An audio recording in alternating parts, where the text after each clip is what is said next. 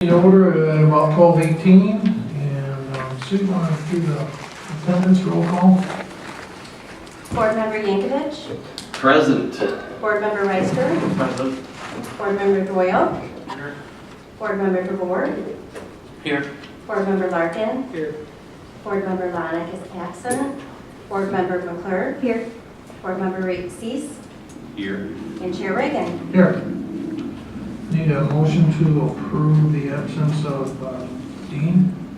So moved. Is there a second? Second. All those in favor signify by saying aye. Aye. Anyone opposed? And approval of the agenda. Need a motion for that. So moved. Second? Second. All those in favor signify by saying aye. Aye. Anyone opposed? And approval of the minutes from the previous meeting of June 28th.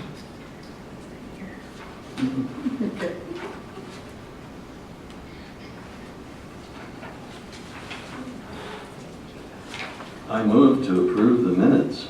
Okay, is there a second? Second. Okay, any corrections, changes? All those in favor signify by saying aye. Aye. Anyone opposed? And treasurer's report? In your packet, Sue's not here, but she did give us a rundown of where we're at with our revenues before, since our last meeting. Our ending balance has been, our ending balance is currently just under $300,000,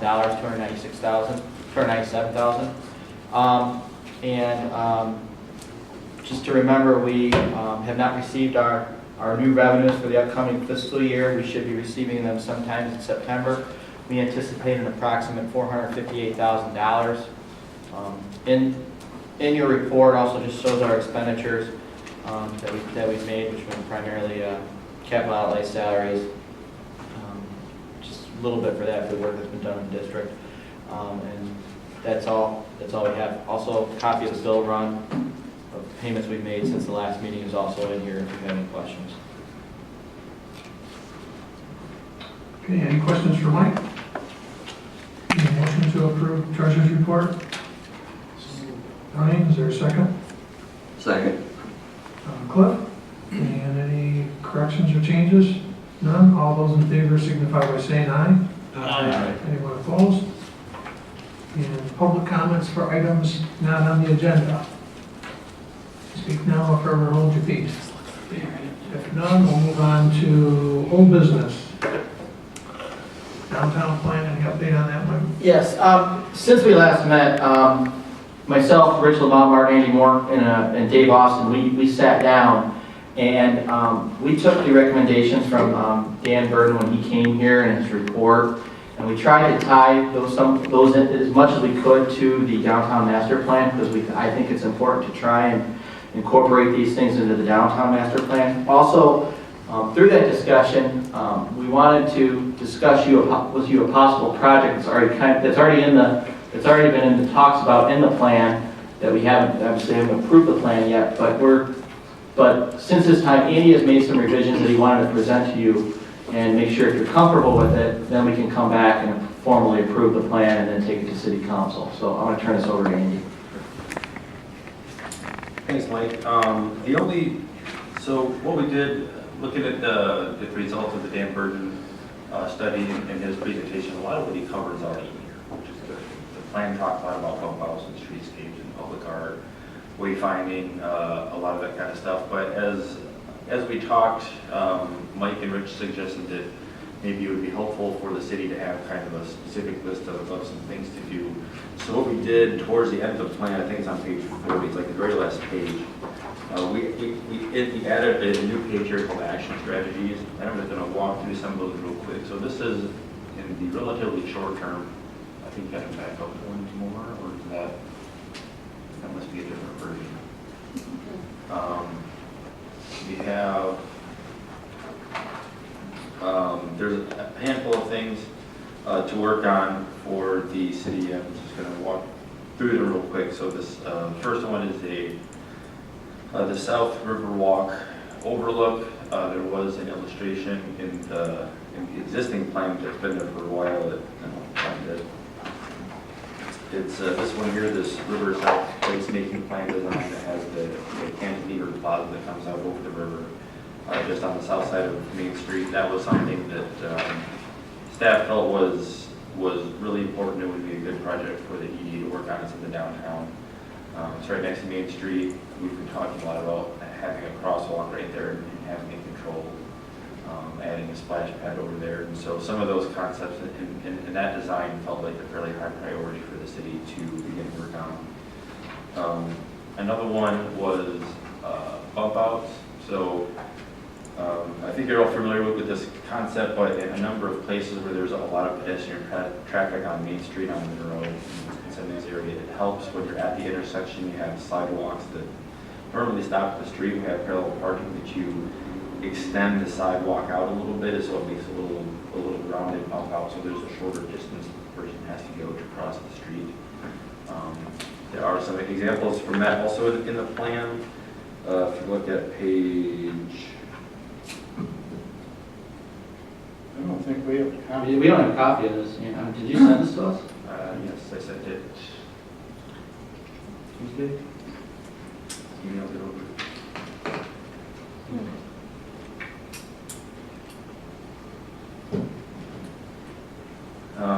At any rate, so that was another project to, again, that was strongly recommended by Dan Burton. I know in his presentation that he provided after the study, he talked quite a bit about bump outs and how they serve a couple of functions. One, they slow down traffic because there's a narrower space to fit through, and then secondly, and probably more importantly, is that there's just a shorter distance for the person to walk to get across the intersection.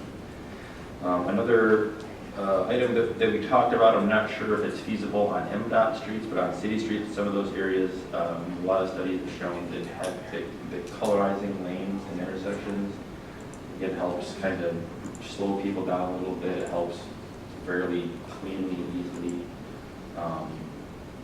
show demarcations between different kinds of travel lanes. So if there's a center turn lane or something like that, sometimes if you paint the whole thing a different color, that helps, again, slows people down. It makes the road feel more narrow if you're driving on it, so traffic slows down and it's a little more pedestrian friendly. Additionally, some places do this at crosswalks. In Grand Rapids, they're doing bike lanes, and which are entirely solid green. It helps narrow down the road. It really shows that that's for something else, not for driving, so it really helps to generate that sense of place. But can you do it on MDOT? I don't know. We talked to MDOT about that. Rich and I and Chief Bugler met with them not too long ago, and there are certain things I think we basically have to pitch to them what we want to do, and they'll tell us what they're willing to allow and what they're not. So it sounds like they are open to the concept. How far they're willing to go with it, that remains to be seen. There's a couple ideas that I'd like to pitch to them in addition to this that I'm not sure they'd be on board with. One of the things we talked about is as you're coming into the city from both the east and the west. Wasn't one up by Kaiser's? Correct. Yeah, we would try to approach them about something of that nature.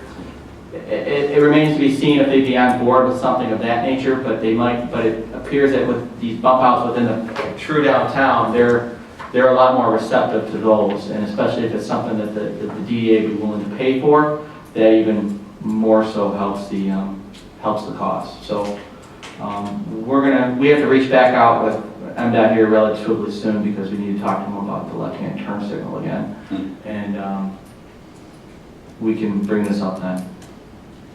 Sue, that's your email that you had up there. I just forwarded you the. You did, okay. That I sent, so it should come in just a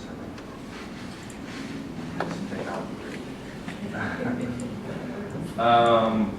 Okay, so continuing, there's just a few more that we've identified here. One of them we call tactical projects, and so what a lot of folks are doing and what we've been looking at a lot lately are basically it kind of tests stuff out. So instead of spending a bunch of money and building permanent structures, permanent bump outs, permanent public art planters, you build similar sort of things, but you do it temporarily with bollards, with cones, with planters that can be easily moved around. So there's a much reduced expense in doing all this stuff, but you get to see the effect of how it's gonna work if you were to put it in. So it's basically just like a pilot project.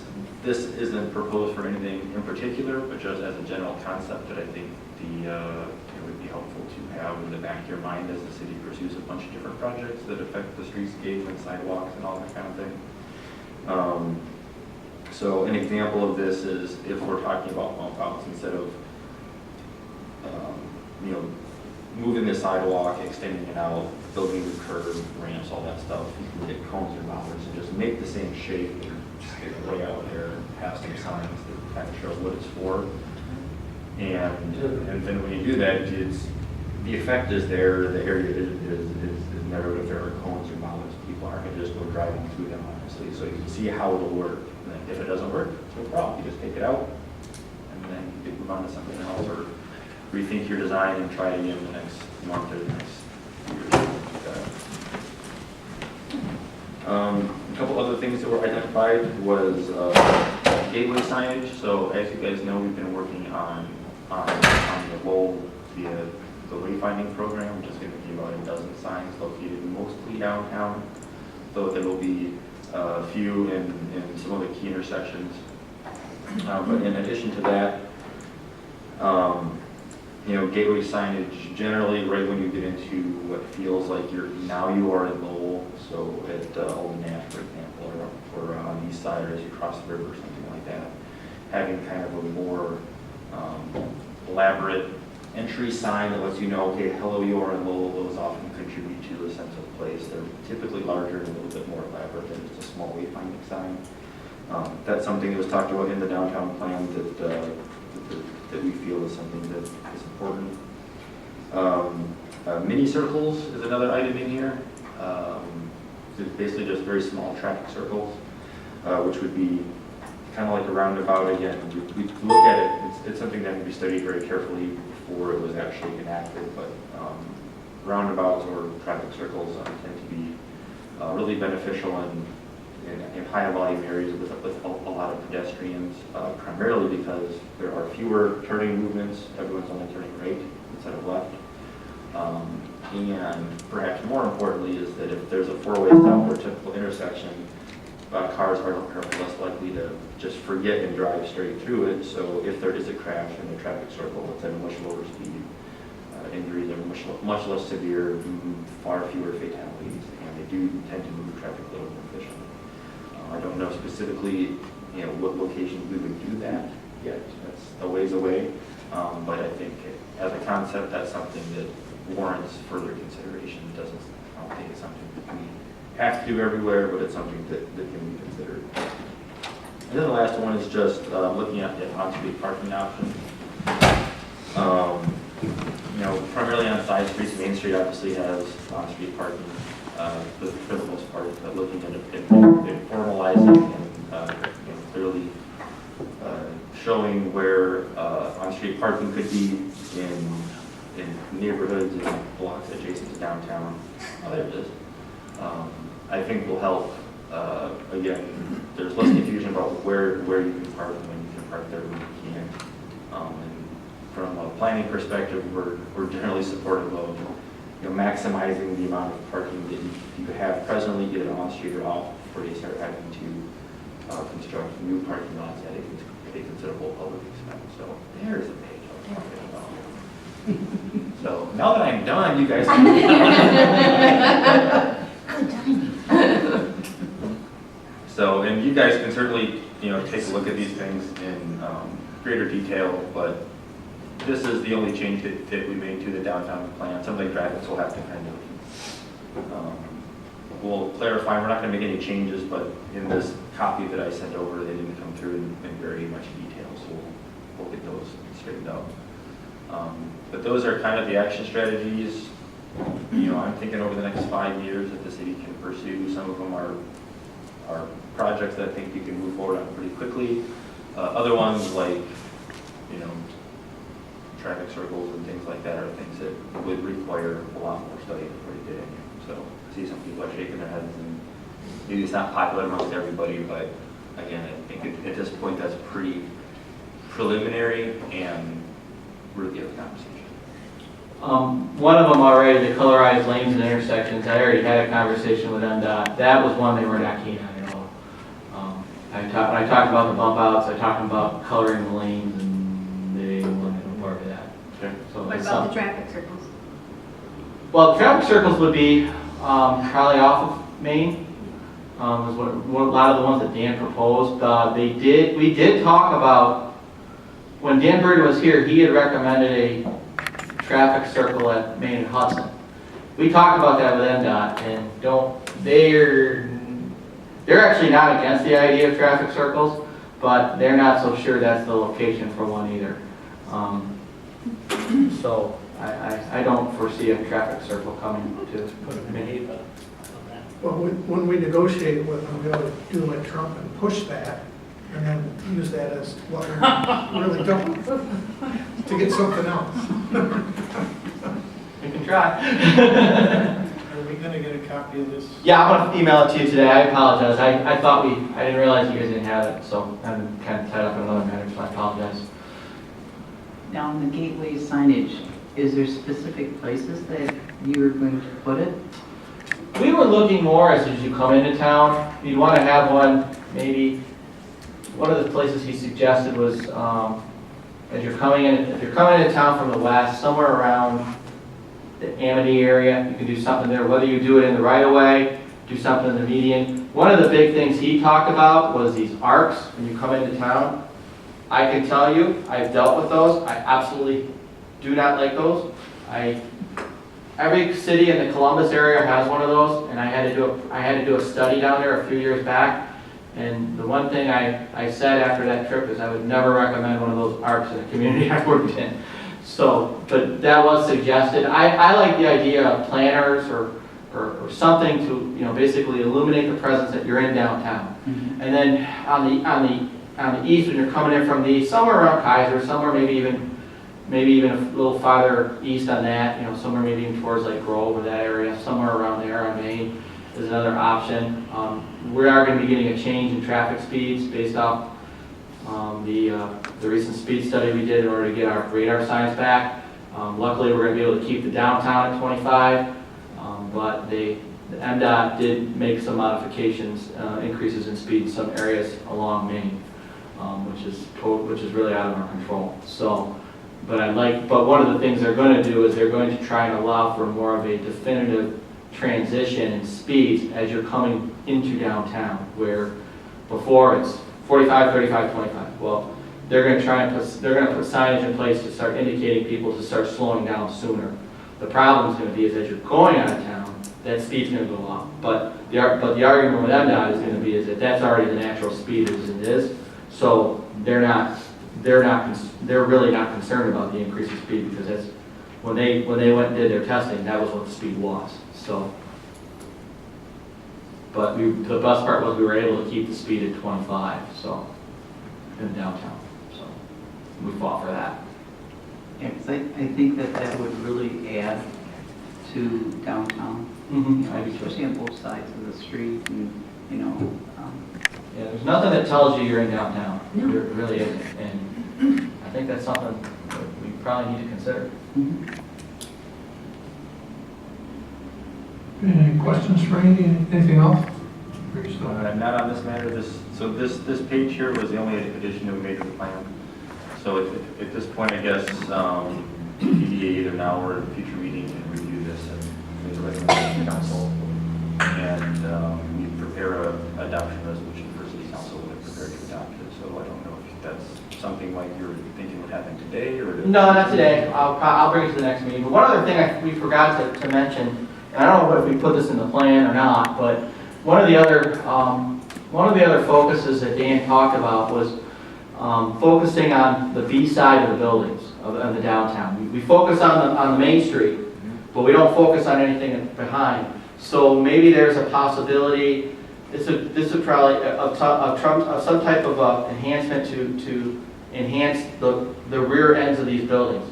Whether or not we can utilize the historic commission funds, that's an option possibly, or to get people to interested.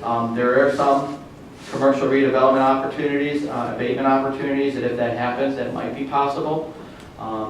those would be enhancements in order to try and get people interested in doing that. And that would require some work by the city council if that was something we wanted to consider. But I do agree with Dan when he was here about the focus of the B-side buildings. We focus on the front side, but we don't do much on the rear. And in our downtown and most downtowns, many of these rear sides of the building can be treated as a storefront, just like the front. And so it's something that we probably need to consider.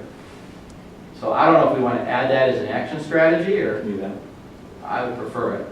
I would recommend it. At least more discussion. Correct.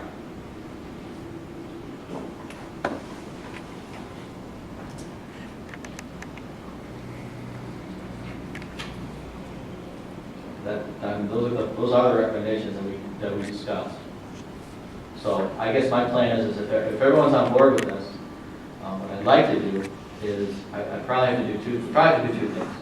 First thing we would need to do is formally approve the downtown plan, and then we'd have to take the city council for their approval.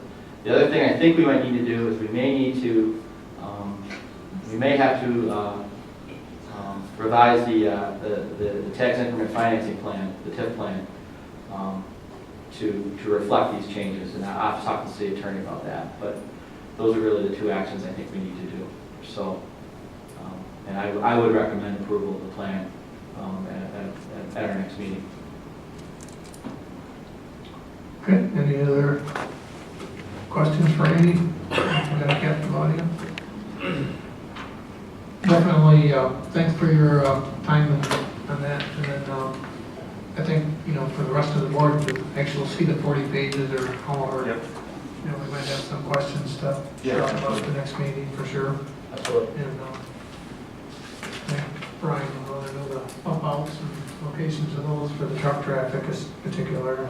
I would think we'd want to know where you're going to place it in, all that stuff before we recommend yea or nay. Well, maybe these are more conceptual at this point to actually have specific plans. I don't think your plan needs to have that. These are more in concept.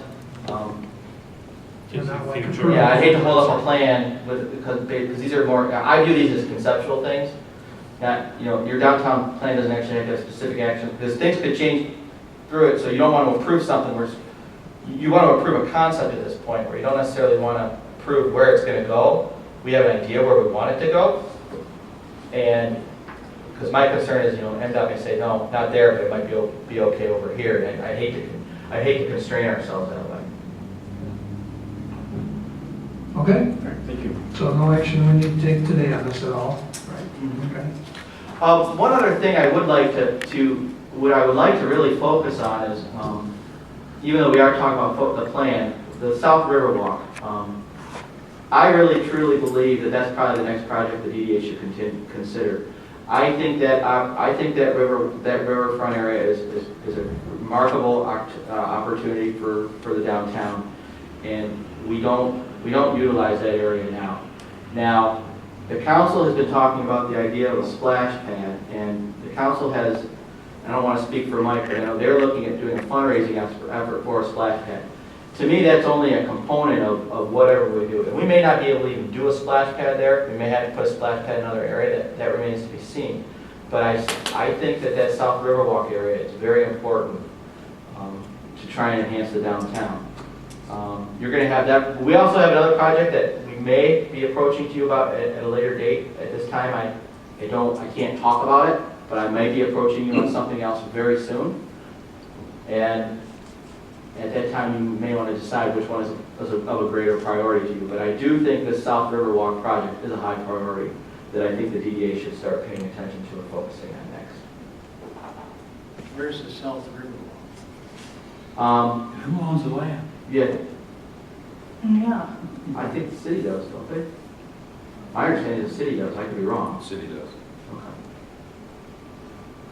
But yeah, where the South Monroe parking lot is, Mike. Yeah, I was gonna say though. So right over here?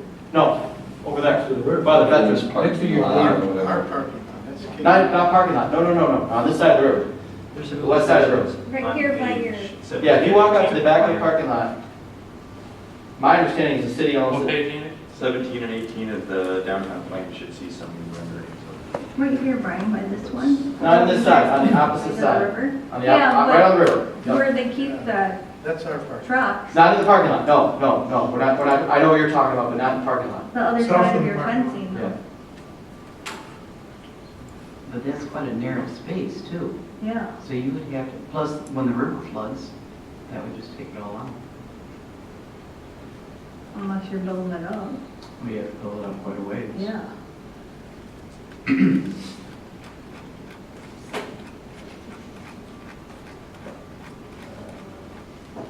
There's one image of it right there. There you go. And then there's another image, I think, on the following page.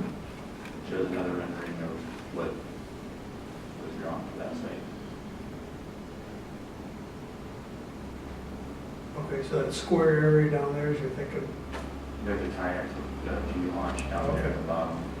This doesn't show a splash pad specifically, but we were thinking on, sort of on the right side of that image, it would be to the south of that parking lot. Could be a spot where. Talked about that during our walking tour. Right. the city owns that, that's not where the old female was. That's where it is. So you guys own that? So we gotta talk to Brian about that. Yeah. Didn't realize that. Apologize.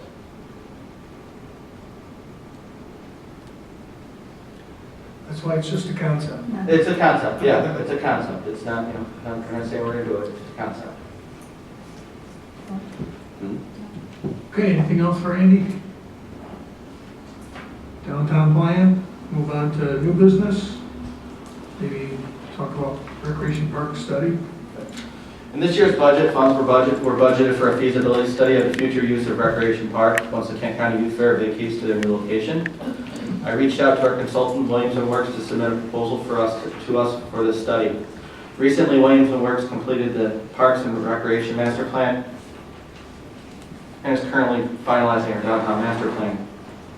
I've asked them to conduct a study similar in fashion to those previously. We have requested Williams & Works to approach the study in phases. The first phase would be for background with city administration and other key representatives regarding the property. We would then begin a community outreach phase where we can look at different options, including a charrette or other public engagement options. We would then take the information from those engagements and utilize towards designing a plan.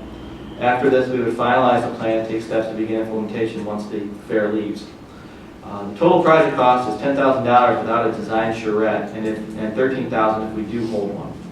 It may be the best option to hold one as an opportunity to seek greater input. I'm recommending the Downtown Development Authority partner with Williams & Works to conduct a feasibility plan for the future use of Recreation Park. Their proposals attached. Oh, yeah. Pleasure.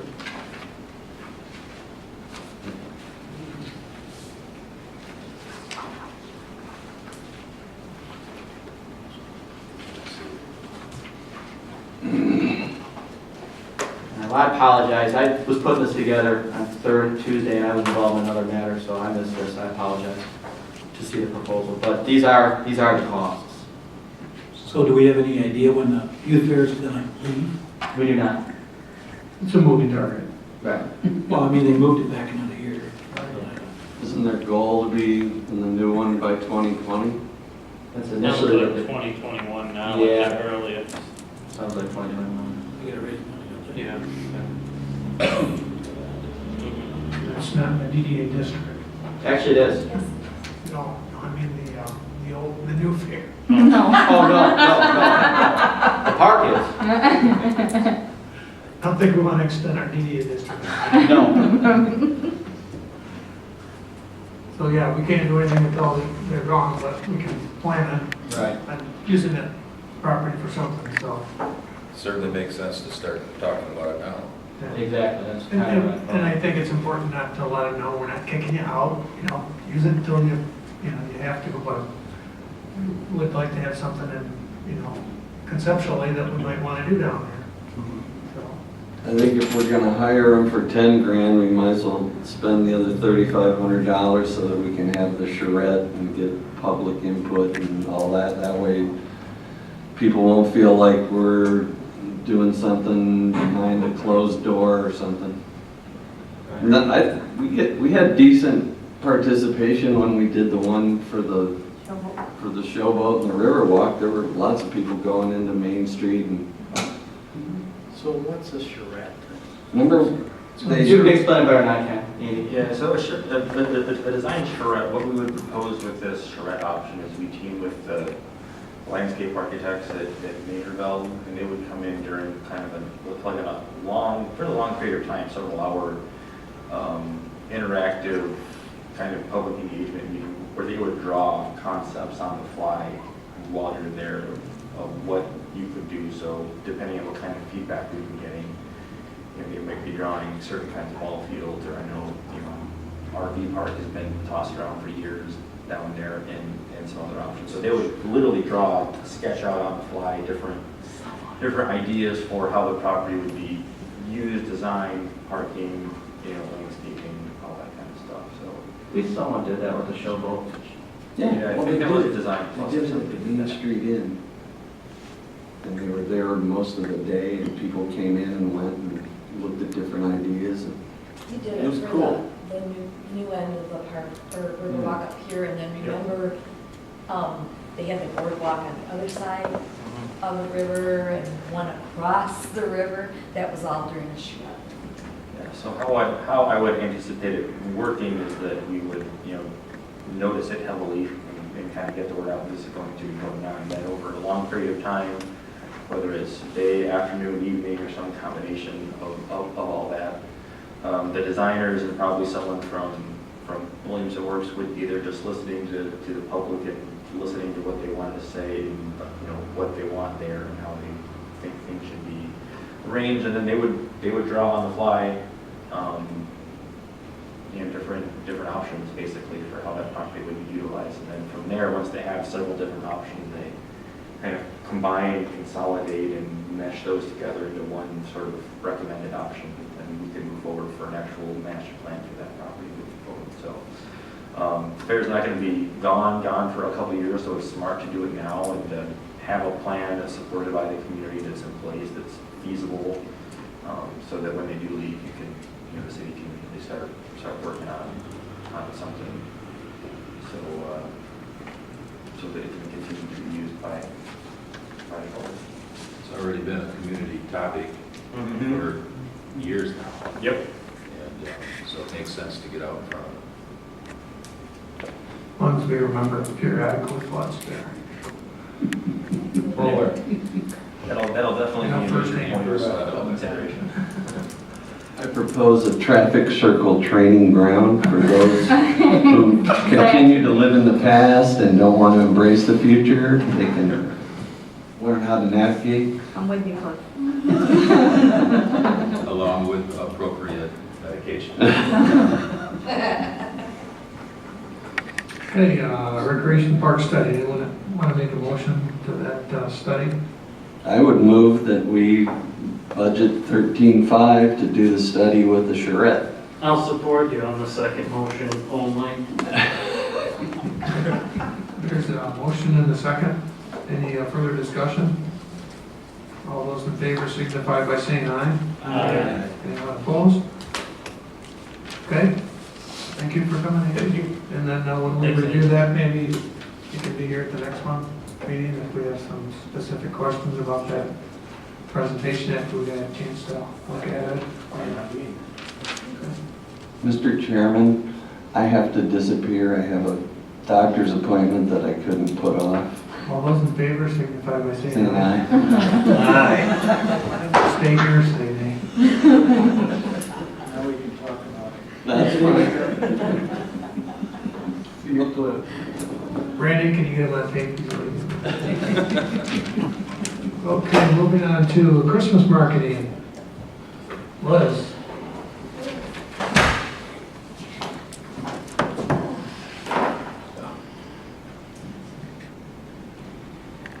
He's not here, so you're okay. He likes Christmas, I think. No, that's a couple of years. Yeah, he's really kidding. So as we have in the past, the DDA graciously has funded Christmas for many, many years. And I think I've said this numerous times, it's not something that the chamber would be able to do unless you did it. And we are very happy to orchestrate it for you. And we're asking again, I think the same amount as we asked last year, $6,450. And on your budget, you can kind of see the breakdown, what it goes for, roping, advertising. For the parade, we need to get lighting for the fairgrounds, the cash prizes that we give, the wages for Santa Claus, miscellaneous supplies, the candy canes, the hot chocolate, things like that. Then we do that Friday night of cheer, and we do a lot of contract help for that, which is horse and carriage rides. Reindeer, unfortunately, we're not going to be able to get the reindeer this year, and I didn't take that out. They are already booked somewhere else, but we are anticipating our ice carving and maybe something else throw in there. I was hoping I could get a Ferris wheel, but I don't think I can do that for $6,450, so we'll try. And then down below, I just thought it's always good for you to know that there are just thousands of dollars of in-kind volunteer things. Like the pictures, for instance, the photographers, and we did have professional photographers last year who do those pictures. And we don't charge people for them. We do ask for a $2 donation as suggested. But the photographers actually donate their time. They donate everything we do with that. We did upload them, so they're all online. We don't print them anymore, which does save quite a cost. But it's a lot of time that they donate for that. Lowell Light and Power installs the lights on the Riverwalk and the Christmas tree. Then our staff just doing the things that we do to get ready for it. And of course, you can't forget the volunteers and the many organizations that bake cookies for all the children. So that's what. How does the DDA get credit for? Your logo is on all the advertising and on our website, and yeah. We also, when I get to the marketing part, I'll talk a little bit about that as well for the DDA part of it too. Yep. It says funded by the City of Lowell DDA and presented by the Lowell Area Chamber of Commerce. That's what we do. Is this the same amount as last year? Or Yeah, I'm pretty sure it is. It might have been $6,250 last year. I don't know if anybody's keeping tabs on that, but I think it's $6,450. Pretty much been the same for a few years. Thankfully, I the think prices. it's a great thing. So Oh, okay, there's a motion by Brian for $6,450. Support. Nick? Any further discussions? Just appreciate all the work that you guys do for that, promote the city and stuff. Fun time of year. All those in favor signify by saying aye. Aye. Anyone opposed? Okay, Kate, I think you're still on for marketing. Yeah, I was gonna suggest that a way to calm traffic is that we would put a Christmas tree in the middle of Main Street, but Mike said no. I do and I own it. I know, that's what I told him. I love it. Maybe next year, we'll work on that. Okay, so the marketing, something again that you guys have contributed to over the years. This year we are asking for quite a significant increase. But we, as a marketing team, we did a study 2 years ago now, I guess. We redid our study with a firm that actually got us to this point to begin with. And we found out that, we really do need to focus more on e-marketing and those sort of things. And that's what we did this past year. And this came late to the table, but I did throw this study up there for you to all look at. This is from Venture Creations, and they do our marketing, our Facebook marketing, that sort of thing for us. And our numbers are huge on that. Oh, right here it is. If you just look at the first page, this is an overall report for 2017, 2018. And I know it might not mean a lot to a lot of people, but for instance, we have been doing these videos that we had produced with the marketing money. And to date, there's been 83,000 views on those videos. And those videos are focusing on the downtown life, festivals and events. Help me out here, Rick, if I'm missing something. Many different aspects of the community. Yeah, and we actually have like 10 or 12 that we're going to have in our library. They're not quite finished yet to come as a video on recreation, a video on sports, education, of course. We feel that education is a huge part of why people want to come to Lowell. So we're building our library as we go along, but we want to continue marketing Lowell, and we want to continue to see what this looks like after 2 years of marketing Lowell. We feel that it significantly increased the summer concerts. Oh, wow, yes. Yeah, and there is one that just breaks down the summer concerts. But they had, I don't know, on the summer concert views and the things that they put out for that was like 117,000 impressions that people were looking at. And if you break that down, it's about 11,000 impressions per concert, because we had 10 of them. The other one, last year we talked about it, 2017, was Christmas through Lowell.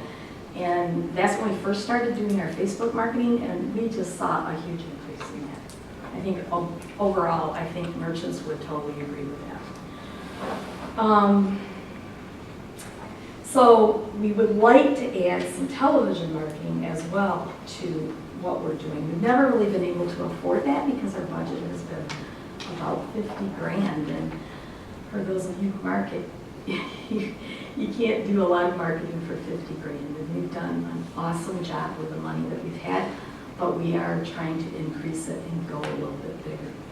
So the Lowell Area Community Fund, we did request 50 from them. They gave us 40. They had a lot of requests last time. And we are asking the DDA for 40 as well. So I don't know if you have any other questions that I can answer. I just have a little input on how well attended the concerts were, and we can attribute that increase of all those people that came to Lowell all summer long to the online marketing that we're doing with this company. They've done a remarkable job, and I can tell you that Lowell's on a roll right now, and I think we need to try to continue doing that. In fact, I'm surprised that you didn't ask for more, Liz, because it's really important stuff, and I don't know if it's possible or not, but I'd like to make up that 10 that the chamber didn't get from the Lowell Area Community Fund and give the chamber more. If you've seen the videos, you know how moving they are, and that's what's bringing youth to raise families in our community. It's good stuff. Well, if you look at the thing too, the second page of the ad campaign thing, you're hitting both the age groups that you want. Right. Yes. You know, It's good to Yes. look at. these older people that have been here for years and years and years already go down to these things regularly. The concerts, you can see a lot of the same people Thursday after Thursday after Thursday. When they get packed like that, those are the two age groups that you want.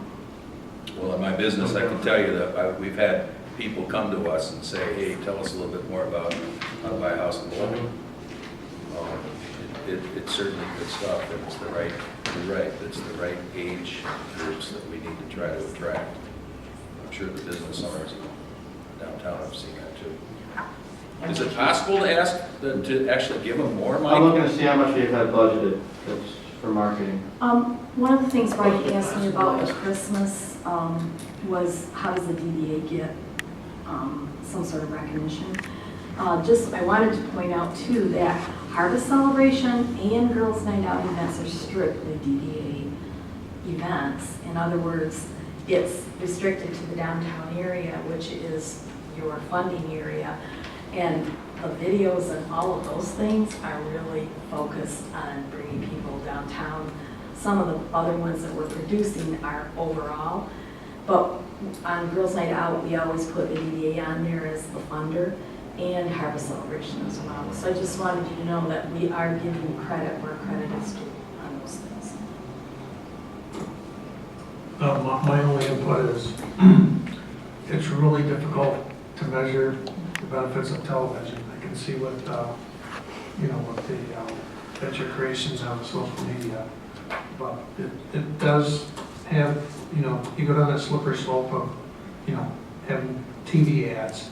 It's really hard for me, like when Dean, to justify spending the tax money on that. And we need to get some input from you guys, confirming that we're getting some benefits from it. Sure.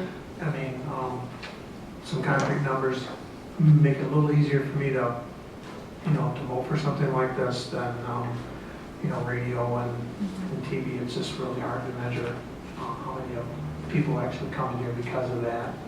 And then you have some other things that you can actually count and tally. That is the difficult part. Yeah. And it always has been with everything that we do. We do, last couple of years, we've run full-page ads October through March in the women's lifestyle magazine. And basically what that does is it's a branding campaign. The branding Lowell. And keeping Lowell right there for people to look at all the time. Unfortunately, I can be honest, we can't measure that. We absolutely can't measure it. Coupons, I guess if you put coupons everywhere, you can measure those a little bit, but the image that we want Lowell to have is that we're not on sale, that we're here, we want you to come and we want you to be a part of it. So, I think that's. Do you recall what we've given in the last 25,000. 25? Yeah. And So that's probably what's budgeted.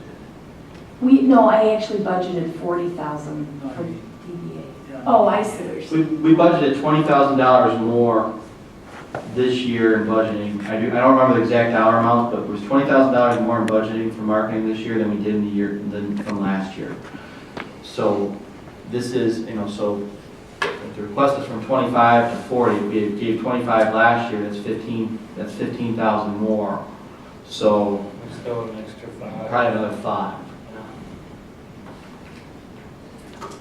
Have we spent on anything else? Do you have anything else? Of course, this Christmas tree Lowell is part of that too. Yeah, Christmas for Lowell. Christmas to Lowell, Well, we haven't sponsored the concerts yet either. Right.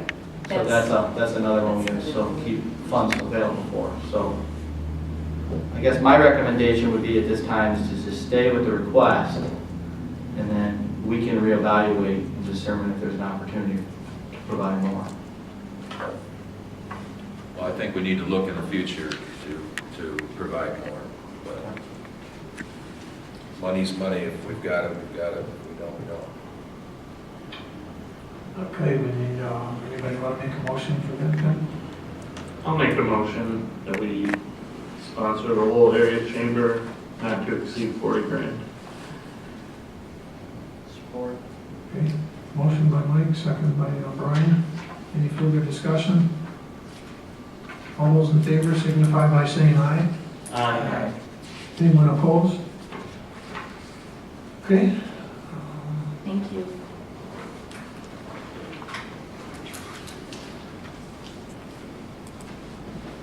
And reports and member comments. Yeah, anything?